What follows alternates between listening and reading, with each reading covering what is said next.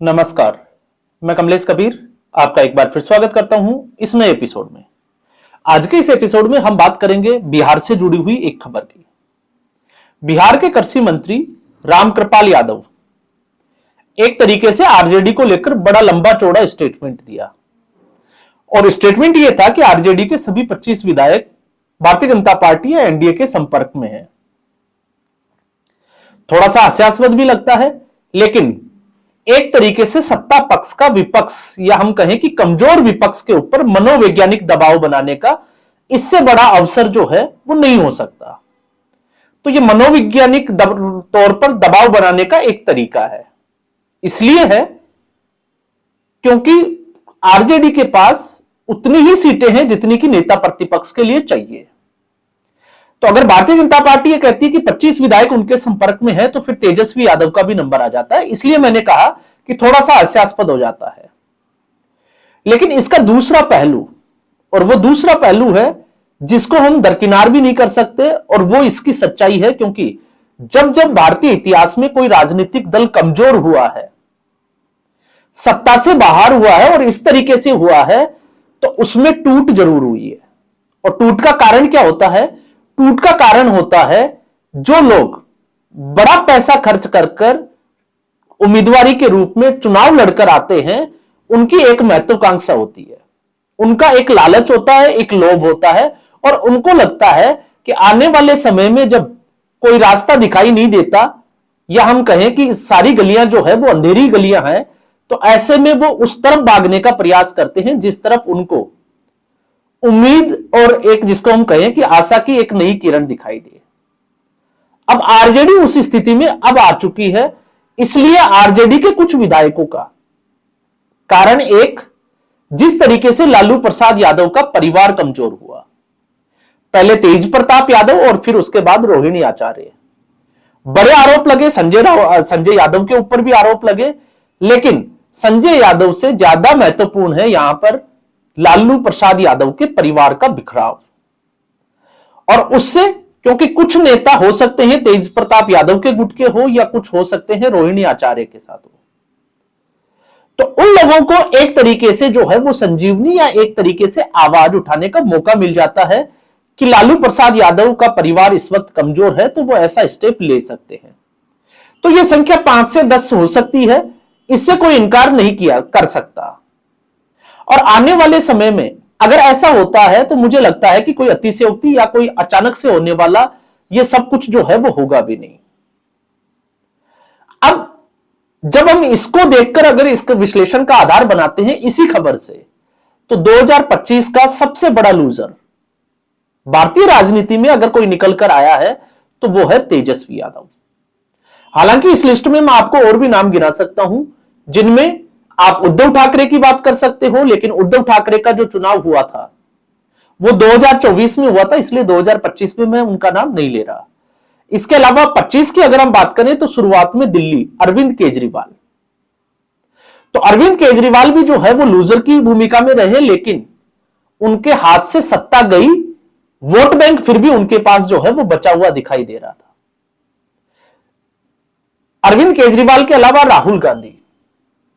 तो राहुल गांधी को अगर मैं ये कहूं कि 2025 के सबसे बड़े लूजर है, तो वो थोड़ा सा जो है वो राहुल गांधी और कांग्रेस पार्टी के साथ बेईमानी हो गई, क्योंकि वो इस पूरी सदी के अगर आप देखोगे तो सबसे बड़े लूजर है। सदी का मतलब 2014 से लेकर 2025 अब तक मैं बात कर रहा हूं, सदी क्या पूरी जिसको हम कहें कि दशक के लूजर है। सदी की तो मैं गलती कर गया, दशक के सबसे बड़े लूजर।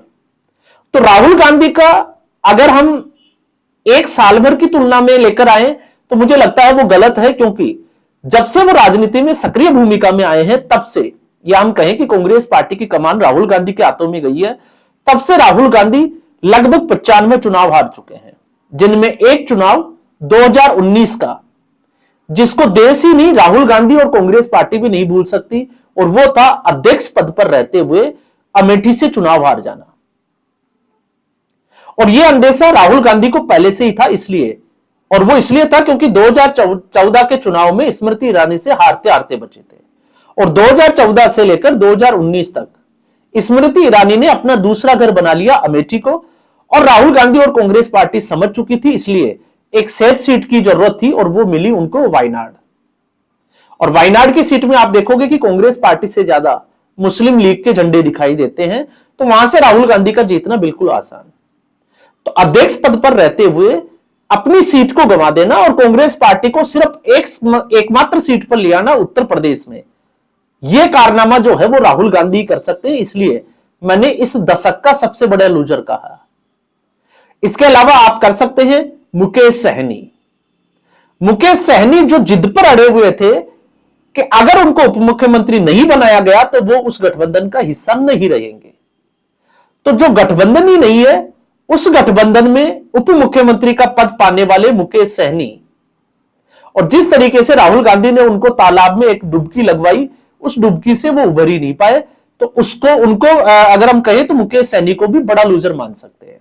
लेकिन मुकेश सहनी के पास खोने के लिए तो ज्यादा कुछ था नहीं, तो सारा कुछ दांव पर लगा था। इस साल के अंत तक आते आते वो था तेजस्वी यादव। तेजस्वी यादव की पार्टी और तेजस्वी यादव की महत्वाकांक्षाएं।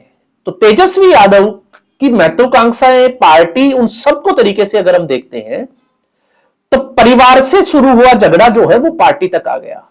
परिवार से इसलिए क्योंकि आप याद करिए 1997 में जब लालू प्रसाद यादव के ऊपर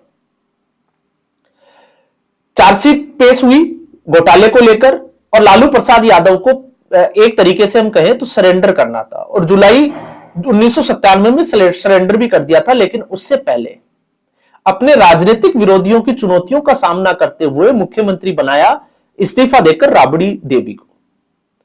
और राबड़ी देवी को जिस तरीके से मुख्यमंत्री बनाया और जो स्टेटमेंट लालू प्रसाद यादव ने दिए, वो राबड़ी देवी, आप देखो कि 10 सर्कुलर रोड जो बंगला था, राबड़ी आवास जिसके नाम से जाना जाता है, और जिसको लेकर जो है वो अभी सुर्खियां बटोरी भी गई थी और सुर्खियों में यह खबर भी रही थी क्योंकि नीतीश कुमार की सरकार ने या बिहार निर्माण भवन ने एक नोटिस जारी किया था इसको खाली करने के लिए, और एक दूसरा 39 नंबर का बंगला अलॉट किया गया था।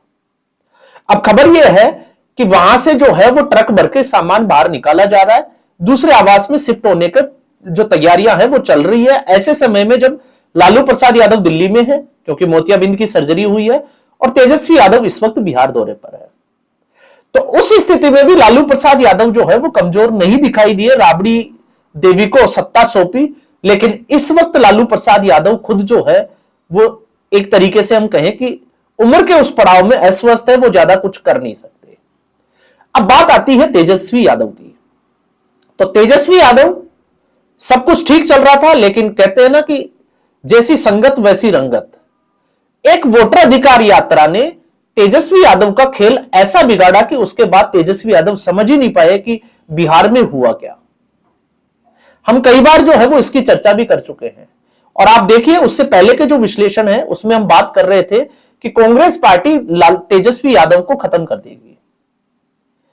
क्यों? क्योंकि कांग्रेस पार्टी ने जो रणनीति बनाई है पिछले कुछ, अगर आप देखोगे लोकसभा चुनाव के बाद से, उस रणनीति का अहम हिस्सा रहा है कांग्रेस पार्टी को तवज्जो देना और अपने सहयोगी दलों को धीरे धीरे कमजोर करना ताकि उनके साथ बार्गेनिंग की जा सके।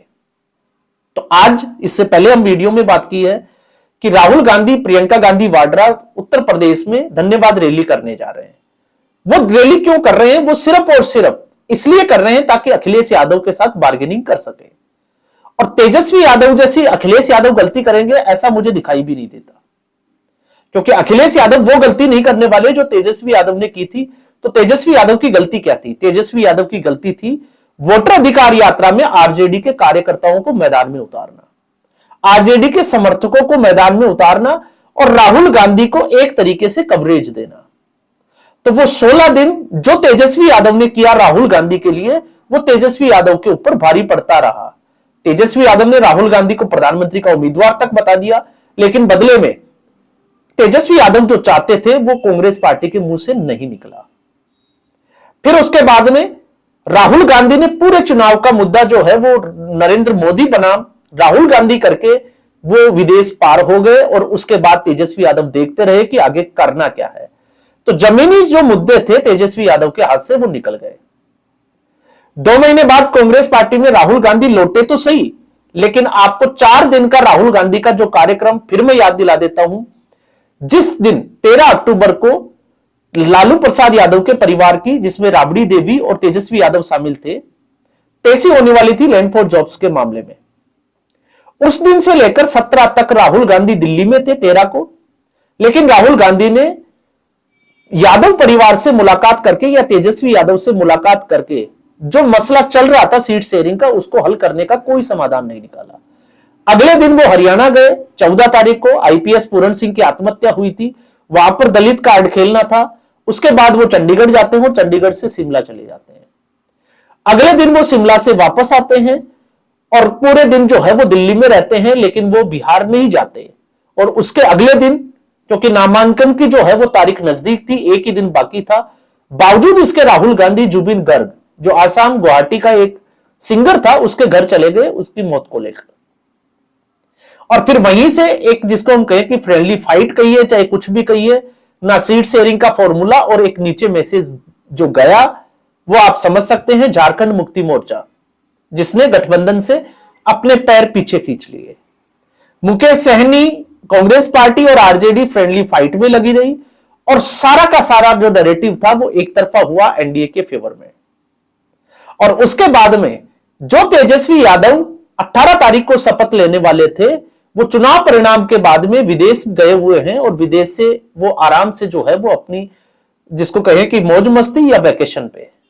तो इससे जो अब खबर आ रही है वो ये खबर आ रही है कि यादव परिवार की जो पार्टी है आरजेडी, उस पार्टी के कुछ विधायक इस बात को लेकर कर भी नाराज है कि तेजस्वी यादव विदेश में है, जबकि तेजस्वी यादव को बिहार में होना चाहिए था, लेकिन इस वक्त वो नहीं है।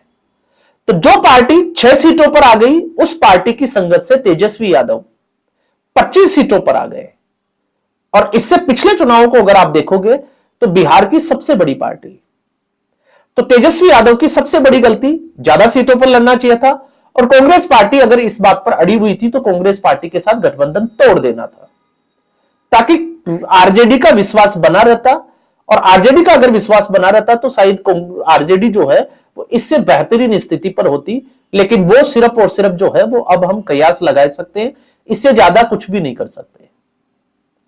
तो इसलिए जो पार्टी सब कुछ सही चल रहा हो और अपने आप को इस स्थिति में ले आए कि एक भी विधायक अगर एनडीए में चला जाएगा तो नेता प्रतिपक्ष का पद भी नहीं रहेगा, और फिर उसके बाद पार्टी इतनी कमजोर हो जाएगी, क्योंकि परिवार ऑलरेडी कमजोर है। तो ऐसी स्थिति में आने वाले निकट भविष्य में आरजेडी रिवाइवल कर सकती है, ऐसा दिखाई भी नहीं देता, क्योंकि उसके लिए भी समय की सबसे ज्यादा जरूरत होगी। तो ऐसी स्थिति में अगले चुनावों तक बिहार में जो है वो आरजेडी को भूल ही जाए तो तेजस्वी यादव जो है वो ज्यादा बेहतरीन स्थिति में है। इसलिए 2025 के इस साल में जाते जाते सबसे बड़े लूजर की भूमिका में तेजस्वी यादव और उसकी पार्टी, और जिस तरीके से भारतीय जनता पार्टी मनोवैज्ञानिक दबाव बना रही है, तो हो सकता है कि एक बड़ा डेवलपमेंट देखने को मिले जनवरी के आसपास, कि आरजेडी का कोई विधायक पाला बदलकर एनडीए में आ जाए। और अगर ऐसा होता है तो आप समझ सकते हैं कि तेजस्वी यादव फिर ना घर के हैं ना फिर घाट के हैं। तो आज के एपिसोड में बस इतना ही। उम्मीद करूंगा वीडियो एपिसोड आपको पसंद आया होगा। वीडियो को लाइक करें, शेयर करें, चैनल जरूर सब्सक्राइब करें। धन्यवाद।